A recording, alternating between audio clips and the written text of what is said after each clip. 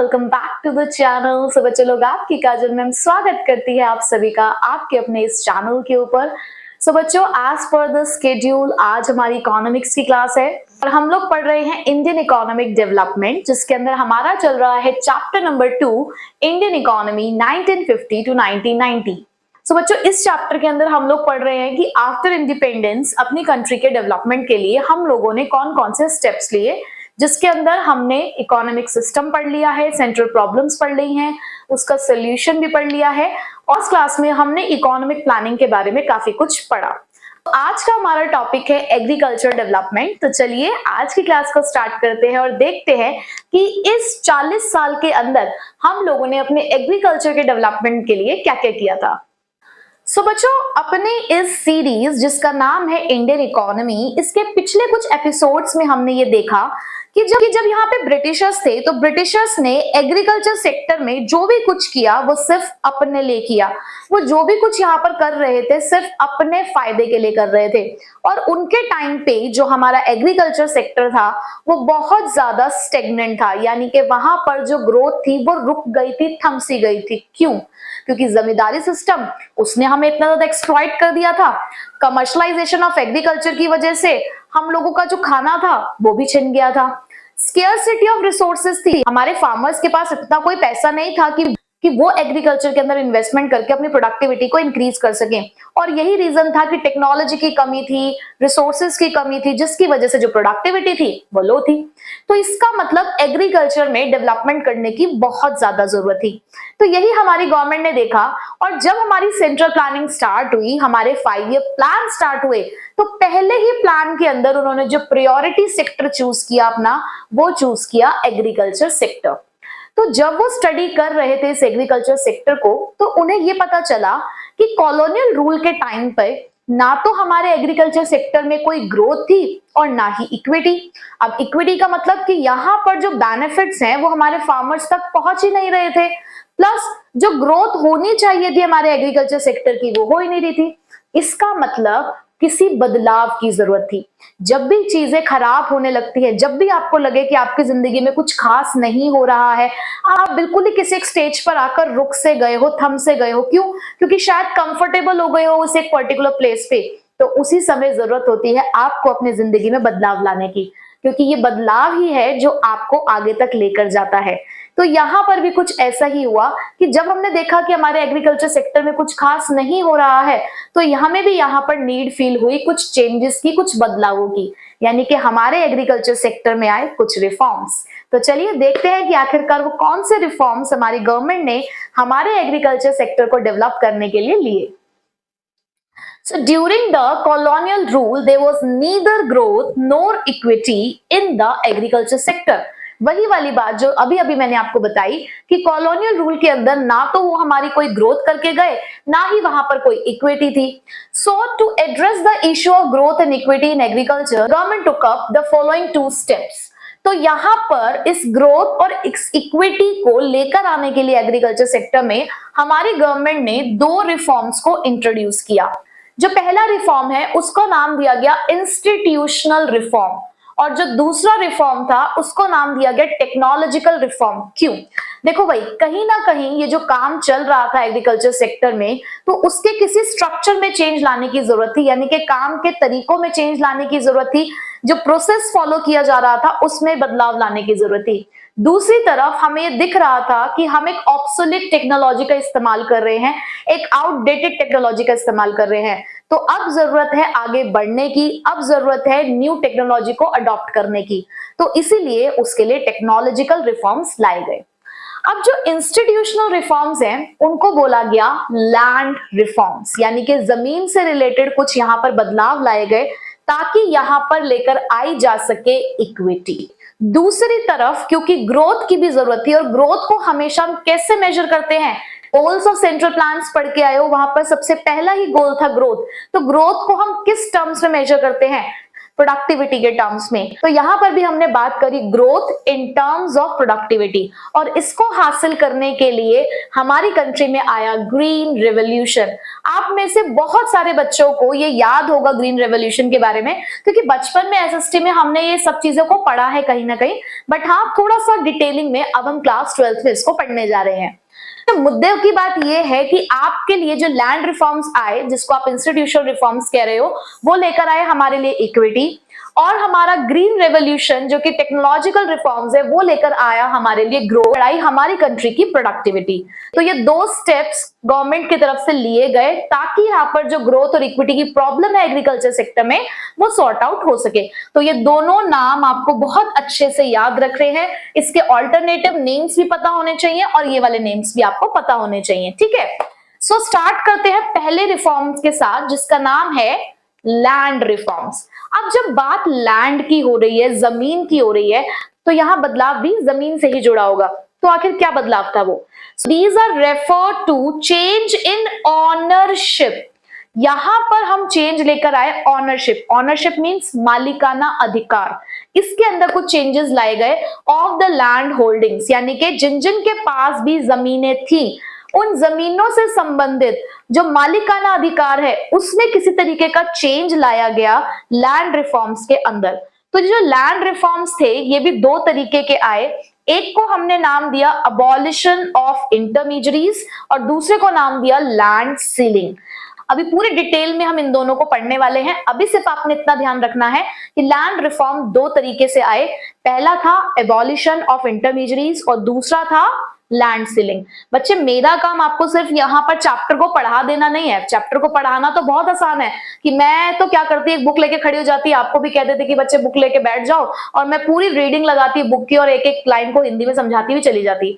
सिर्फ इतना ही काम नहीं करना मुझे आपके साथ, मुझे आपके माइंड में इन कॉन्सेप्ट को फिट करना है। मैं जब एक ही बात को अगर 2 से 3 बार बोल रही हूं तो उसके पीछे मेरा मकसद है कि आपके माइंड में वो चीज उसी टाइम पे फिक्स हो जानी चाहिए, आपको याद हो जाना चाहिए। अच्छा मैम ने ये बताया था, हमें ये याद है, ठीक है। तो आपको साथ साथ कॉन्सेप्ट को अपने माइंड में स्टोर भी करना है, क्योंकि बच्चे इंडियन इकोनॉमी जो है ना वो दिखने में बहुत आसान है, लेकिन जब आप इसको लिखने बैठते हो ना तो हमारे पास वर्ड्स की कमी नहीं होनी चाहिए, ठीक है। तो इसलिए आपको बहुत डीपली, बहुत ज्यादा डिटेल में बताती हूँ, समझाती हूँ। तो प्लीज आप उन सब चीजों को लिखा करिए, याद किया करिए, ताकि आप एग्जाम में अच्छे से आंसर्स लिख पाए, ठीक है, क्योंकि इंडियन इको में मार्क्स स्कोर करना आपके लिए बहुत जरूरी है।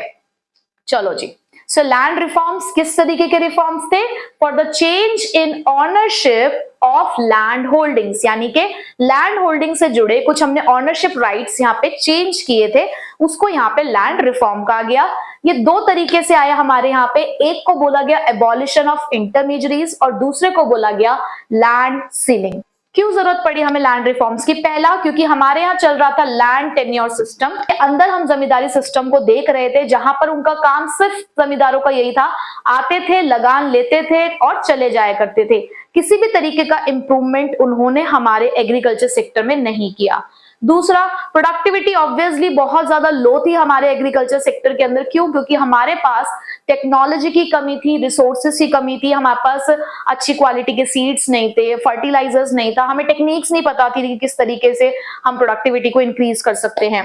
सो इक्विटी की वजह से लैंड रिफॉर्म्स हमारी कंट्री के अंदर आए। तो अभी जस्ट हमने इंट्रोडक्शन लिया कि लैंड रिफॉर्म्स क्या होते हैं, क्यों जरूरत थी, कितने टाइप्स के होते हैं। अब हम डिटेल में पढ़ेंगे कि ये दो तरीके के लैंड रिफॉर्म्स क्या कहते हैं। सो हमारा पहला जो लॉ है वो है एबॉलिशन ऑफ इंटरमीडियरीज। एबॉलिशन का मतलब क्या होता है? एबॉलिशन का मतलब होता है किसी भी लॉ या किसी सिस्टम को जब हम ऑफिशियली खत्म कर देते हैं, या मैं सिंपल लैंग्वेज में बोलूं किसी भी चीज का एलिमिनेशन, उसे हम यहाँ पर एबॉलिशन कहते हैं। और इंटरमीडियरीज होते हैं द मिडल मैन, यानी कि जो बिचौलिए हैं उनको यहाँ पर इंटरमीडियरीज कहा गया। तो आप सिंपली एबॉलिशन का मीनिंग एलिमिनेशन लिख सकते हो और इंटरमीडियरीज का मिडल मैन। अब जरा समझते हैं कि बात है क्या। ये बात वही है कि मियाँ बीवी और बीच में वो, यानी कि ये जो मियाँ बीवी के बीच में जो वो तकरार का काम करता है, परेशानियों का काम करता है, उसी तरीके से ये जो मिडल मैन थे ये हमारे टिलर्स और हमारी गवर्नमेंट के बीच में भी तनाव का कारण थे। कैसे? देखिए जरा, ये हमारे वो टिलर्स हैं जो पूरी कड़ी मेहनत से कल्टीवेशन का काम किया करते थे। एक्चुअल में सारे प्रोडक्शन करने का काम इन्हीं का हुआ करता था। और ये लोग अपनी गवर्नमेंट से यानी कि अपनी सरकार से मिलना चाहते थे। ये चाहते थे कि डायरेक्टली ये अपने सारा जो इतना भी एग्रीकल्चर प्रोड्यूस है ये गवर्नमेंट को जाकर ही बेचे, लेकिन टिलर्स को गवर्नमेंट तक पहुंचने ही नहीं दिया जाता था। बीच में ये जो इंटरमीडियरीज हैं ये आकर दबक पड़ते थे और उन टिलर्स को वहां तक पहुंचने ही नहीं देते थे। क्यों? क्योंकि इनको अपनी खुद की जेबें भरनी होती थी। बेचारे टिलर्स का जितना भी बेनिफिट हुआ करता था, जो सरकार की तरफ से दिया भी जाता था, वो सारा का सारा बेनिफिट ये लोग खा जाया करते थे। तो बेसिकली यही लोग थे जो हमारे फार्मर्स, हमारे टिलर्स की मुसीबतों का कारण थे। तो जब सरकार को इस बारे में पता चला कि ऐसा कुछ हो रहा है, तो सरकार ने तुरंत स्टेप लिया और कहा कि ऐसा करो, इन्हें जरा हटाओ बीच में से और हमें हमारे टिलर्स के साथ डायरेक्ट कांटेक्ट में लेकर आओ। तो यहाँ पर लैंड रिफॉर्म में सबसे पहला काम यही किया गया कि इन इंटरमीडियरीज को किया गया एबॉलिश और टिलर्स को लेकर आया गया in direct contact with the government, ताकि जितने भी गवर्नमेंट की तरफ से बेनिफिट्स दिए जा रहे थे हमारे टिलर्स को, वो उन तक डायरेक्टली पहुंचाए जा सके। ठीक है, सो देखिए जरा क्या हुआ।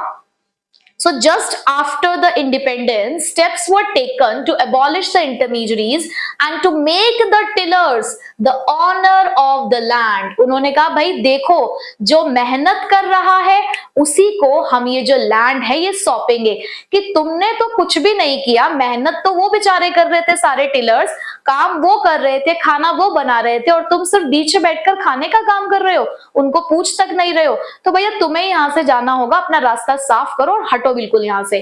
तो यही स्टेप्स लिए गए और टिलर्स को बनाया गया the owner of the land, यानी कि भाई ये जिस जमीन पर तुम इतनी मेहनत कर रहे हो, इतना काम कर रहे हो, ये जमीन आज से तुम्हारी ही है। So the idea behind this move was that the ownership of land would give incentives to the tillers to invest in making improvements, provided that the sufficient capital made available to them. अब यहाँ पे इस सोच के पीछे उनका क्या मकसद था कि भाई जब उन्हीं के हाथ में उनकी लैंड सौंप दी जाएगी, उनको इंसेंटिव्स मिलेंगे। और देखो, हम अपनी चीज का ध्यान ज्यादा अच्छे से रखते हैं ना, जब कोई चीज हमारी होती है तो भाई देखो अपनी चीज का ध्यान हर कोई इंसान बहुत अच्छे से रखता है। दूसरों की चीज में कहीं ना कहीं लापरवाही हो जाती है, क्योंकि हम ये सोचते हैं ना कि यार चल ठीक है हमारी थोड़ी, हमें क्या करना है। बट वही चीज अगर आपकी खुद की होगी तो आप उसको बहुत केयर करके रखोगे। तो उन्होंने यही बोला कि देखो जब हमने लैंड इनको सौंप दी तो इससे क्या होगा, ये लोग उस लैंड के ऊपर इंप्रूवमेंट्स करेंगे। ठीक है, और देखो अगर इंप्रूवमेंट ये लोग कर रहे हैं तो इसका फायदा भी इन्हीं को मिलना चाहिए। तो इसके लिए सरकार ने इस बात का भी ध्यान रखा कि उनको सफिशिएंट कैपिटल, यानी कि जो पैसों की भी जरूरत है, वो पैसों की मदद भी हम उन फार्मर्स तक पहुंचाएंगे, ताकि ज्यादा से ज्यादा वो अपनी लैंड में इंप्रूवमेंट्स कर सके। और लैंड में इंप्रूवमेंट होगा तो अल्टीमेटली प्रोडक्टिविटी तो इंक्रीज हो ही जाएगी। ठीक है, तो ये था उनका idea behind abolishing the intermediaries. ठीक है मैम, ये तो समझ आ गया कि अबॉलिशन ऑफ इंटरमीडियरीज क्या है, क्या किया उन लोगों ने, सरकार ने क्या किया। बट उससे हुआ क्या, क्या हमें कुछ फायदा हुआ या कुछ नुकसान देखने पड़े? अब देखो बच्चा, कुछ भी आप करो, हर किसी चीज के कुछ फायदे और नुकसान होते ही है, कोई भी चीज परफेक्ट तरीके से कभी हो ही नहीं सकती। तो कुछ ऐसा ही हुआ एबॉलिशन ऑफ इंटरमीडियरीज वाले लैंड रिफॉर्म के अंदर, कि इससे बहुत अच्छा फायदा ये हुआ कि लगभग 200 लाख टेनेंट जो थे वो सरकार के कांटेक्ट में डायरेक्टली आए, यानी मतलब कि 200 टेनेंट्स जो थे वो डायरेक्ट कांटेक्ट में आए गवर्नमेंट के, यानी कि डायरेक्ट टच उनको मिल गया। और उसकी वजह से, ये जो जमींदारों की वजह से जो एक्सप्लॉयटेशन हो रहा था, हमारे टेनेंट्स उससे भी फ्री हो चुके थे। ऑनरशिप ने हमारे टेनेंट्स को एक इंसेंटिव दिया कि अब वो आउटपुट को बढ़ा सकते हैं, जिससे हमारे एग्रीकल्चर सेक्टर में क्या आएगी, ग्रोथ आएगी। ठीक है, तो ये फायदे हुए कि 200 लाख के करीब हमारे जो टेनेंट्स थे वो डायरेक्ट कांटेक्ट में आए गवर्नमेंट के, जमींदारी सिस्टम से मुक्ति मिल चुकी थी, प्लस इंसेंटिव मिल रहा था अब कि भाई हमारी लैंड है तो उसके ऊपर हम प्रोडक्टिविटी इंक्रीज कर सकते हैं। ये तो बहुत अच्छा काम हुआ। पर नुकसान क्या हुआ? अब नुकसान कुछ ऐसा हुआ कि देखो इक्विटी नहीं मिल पाया। देखो पता है क्या होता है, हर कोई ना बचने का रास्ता निकाल ही लेता है। अब तुम लोगों ने डीमोनेटाइजेशन सुना है ना, डीमोनेटाइजेशन हुआ था, किस लिए हुआ था? जितनी ब्लैक मनी है वो बाहर आ सके। अब उसके लिए जो गवर्नमेंट थी उन्होंने बहुत सारे रूल इंप्लीमेंट किए कि एक दिन में सिर्फ इतना ही कैश आप विड्रॉ कर सकते हो, या एक बैंक अकाउंट में सिर्फ एक लिमिट सेट कर दी गई कि इतनी ही, एक बैंक अकाउंट में इतना पैसा अगर होगा तो उस पर टैक्स नहीं लगेगा, इसके ऊपर आपको टैक्स देना पड़ेगा। तो लोगों ने क्या करना शुरू किया था, अपने रिश्तेदारों के अकाउंट में पैसे जमा कराने शुरू कर दिए, ठीक है। और भी जो उनके नोन पर्सन थे जिनको उनको लग रहा था कि इनके अकाउंट में इतना पैसा नहीं होगा, उन लोगों को पैसे जमा कराना शुरू कर दिया। तो उन्होंने फिर भी काफी हद तक बहुत सारे लोगों ने अपना टैक्स तब भी बचा लिया था, क्योंकि उन्होंने अपनी ब्लैक मनी को व्हाइट मनी में कन्वर्ट किया। यानी कि लोग कहीं ना कहीं से रास्ता निकाल ही लेते हैं अपने आप को बचाने का। बिल्कुल यहाँ पर भी ऐसा ही हुआ। देखो कि कुछ जो जमींदार थे वो अभी भी बहुत बड़ा हिस्सा जो था वो लैंड का अपने नाम पर करके बैठे हुए थे। क्यों?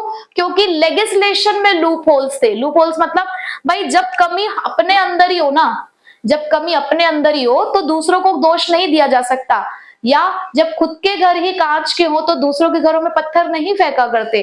तो बस कुछ ऐसा ही हो रहा था। हमारे खुद का लेजिस्लेशन के अंदर इतनी कमियां थी लॉ के अंदर कि लोगों ने बचने का रास्ता निकाल लिया, और उन्होंने इस तरीके से गड़बड़ी करी कि लैंड रिफॉर्म आ जाने के बाद भी एक बहुत बड़ा हिस्सा जो था लैंड का, उसके मालिक वो खुद ही बनकर बैठे हुए थे, ठीक है।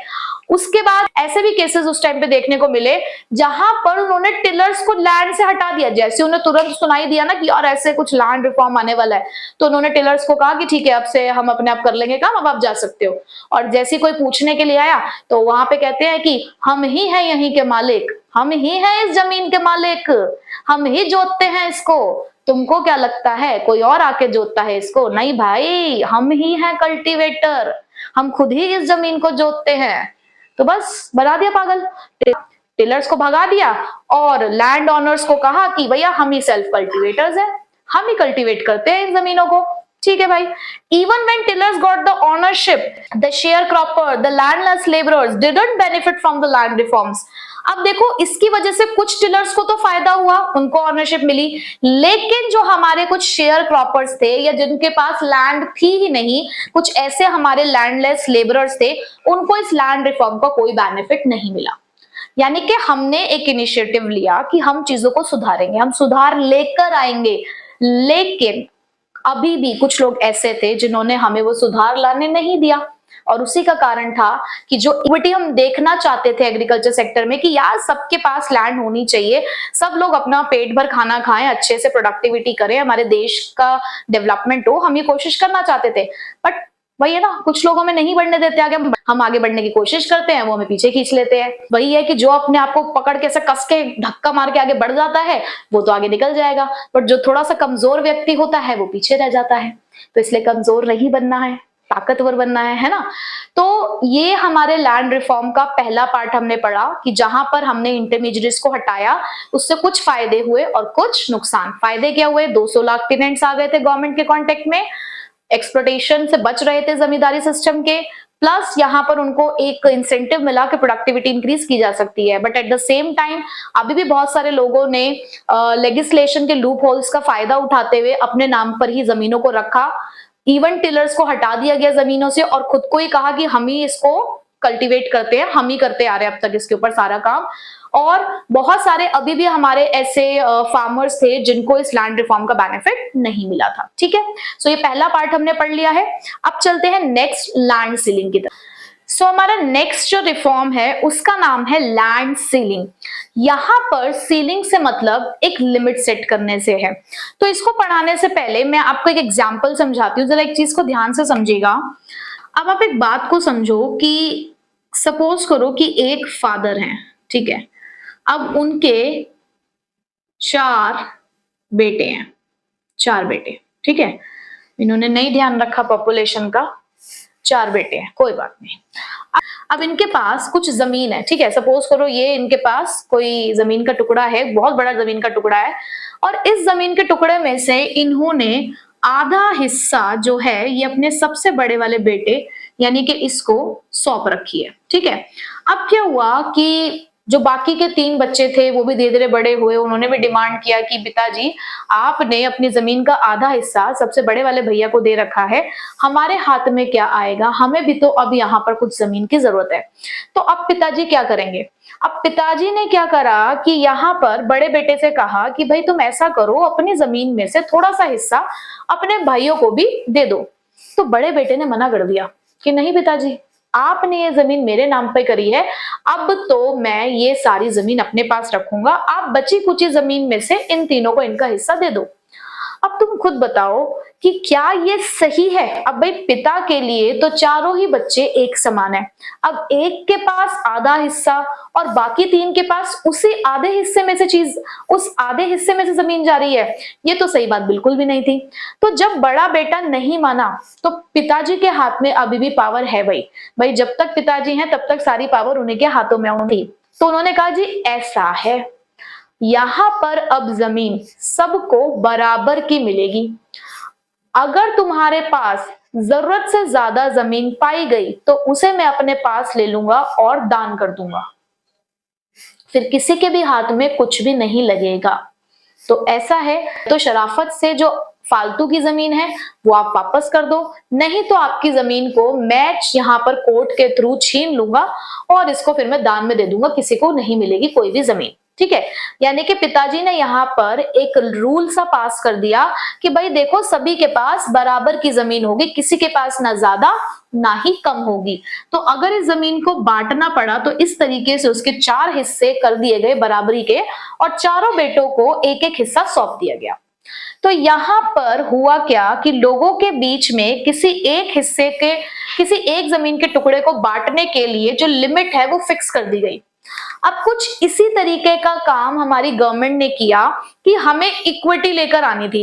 हमने देखा कि कुछ लोग तो ऐसे हैं जिनके पास इतनी सारी जमीन है और उस जमीन को जोतने के लिए उन्हें टिलर्स रखने पड़ते हैं, और कुछ लोग ऐसे हैं हमारे लैंडलेस लेबरर जिनके पास जमीन का एक छोटा सा हिस्सा भी नहीं है, और अगर है भी तो वो इतना है कि जिससे उनका गुजारा नहीं हो सकता। तो ऐसे में गवर्नमेंट ने कहा कि हम ऐसा करते हैं, हम यहाँ पे मैक्सिमम साइज ऑफ लैंड को फिक्स कर देते हैं कि किसी एक पर्सन के पास कितनी जमीन हो सकती है, इसके लिए हमने एक लिमिट सेट कर दी।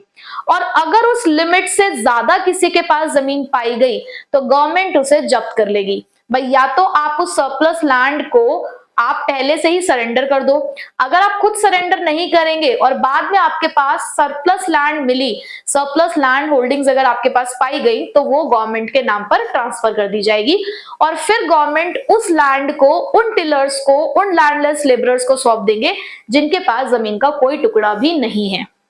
तो ये इनिशिएटिव लिया गया इक्विटी को लाने के लिए। सो देखिए जरा, land ceiling it means fixing the maximum size of land which could be owned by an individual, यानी कि एक पर्सन कितनी जमीन का मालिक हो सकता है, कितनी लैंड होल्डिंग का मालिक हो सकता है, इस चीज को यहाँ पर फिक्स कर दिया गया। बहुत इंपॉर्टेंट है लैंड सीलिंग का कॉन्सेप्ट। अब पर्पस क्या था? पर्पस ये था कि किसी भी एक बंदे के हाथ में ना ज्यादा पावर नहीं आनी चाहिए। अब देखो यहाँ पर जब बड़े बेटे को आधी जमीन मिल गई थी तो वो बहुत ज्यादा चौड़ा नहीं होने लग गया था कि मैं तो नहीं दूंगा, मेरे नाम पे ही जमीन है, वो दबाने लग गया था अपने बाकी तीनों भाइयों को। तो यहाँ पर भी उनका यही मानना था कि भाई पर्पस यही है to reduce the concentration of the land ownership in a few hands. भाई ऐसा ही ना हो कि कुछ लोगों के पास सिर्फ जमीनें हैं और कुछ लोग ऐसे हैं जिनके पास बिल्कुल भी जमीन नहीं है, तो ऐसा नहीं होना चाहिए। इसके लिए लैंड सीलिंग को इंट्रोड्यूस किया गया। अब इससे क्या कंक्लूजन निकलकर आया? तो लैंड सीलिंग ने बहुत सारे हर्डल्स फेस किए, मतलब बहुत सारे डिमेरिट्स थे इसके अंदर। अब तुम खुद सोचो ना, कोई अपने नाम की जमीन किसी और को सौंप देगा क्या? अगर हमें कोई कहे तो क्या हम सौंप देंगे? वही याद करो, मैंने अभी जस्ट आपको डिमोनेटाइजेशन वाला एक एग्जांपल दिया कि जब लोगों के हाथ में ब्लैक मनी थी, वो नहीं देना चाहते थे ना सरकार को वो ब्लैक मनी, ना उन्हें टैक्स पे करना था, ना उन्हें अपनी ब्लैक मनी सरेंडर करनी थी, तो उन्होंने क्या किया, दूसरे लोगों के अकाउंट्स में पैसे ट्रांसफर करने शुरू कर दिए, है ना। तो देखो यही हुआ, the big landlords challenge the legislation in the court, delaying its implementation. वही तारीख पे तारीख, तारीख पे तारीख, तारीख पे तारीख। बड़े बड़े लैंडलॉर्ड्स ने क्या किया, कोर्ट में जाके केस फाइल कर दिया। अब आपको भी पता है कि हमारे यहाँ पे जब एक केस शुरू होता है तो उसको लड़ते लड़ते इंसान बुढ़ा हो जाता है, लेकिन कोई भी सॉल्यूशन बहुत जल्दी से नहीं मिल पाता। क्यों? क्योंकि उस टाइम पे हमारे लेजिस्लेशन में थे भाई लूप होल्स, बहुत ज्यादा कमियां थी हमारे लेजिस्लेशन के अंदर।